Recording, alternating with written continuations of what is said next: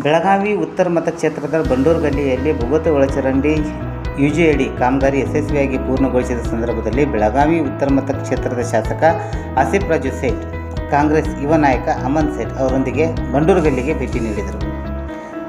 ನಾಗರಿಕ ಮೂಲ ಸೌಕರ್ಯಗಳ ಸುಧಾರಣೆ ಕಾಮಗಾರಿಗಳನ್ನು ಪರಿಶೀಲಿಸಿದರು.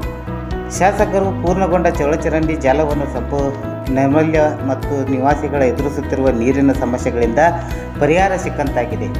ಯೋಜನೆ ಅನುಷ್ಠಾನದಲ್ಲಿ ಸ್ಥಳೀಯರ ನಿವಾಸಿಗಳು ಸಹಕಾರವನ್ನು ಶ್ಲಾಘಿಸಿದರು ಮತ್ತು ನಾಗರಿಕ ಅಭಿವೃದ್ಧಿಯಲ್ಲಿ ಗುಣಮಟ್ಟದಲ್ಲಿ ಹೆಚ್ಚಿನ ಮಹತ್ವ ನೀಡಲಾಗಿದೆ.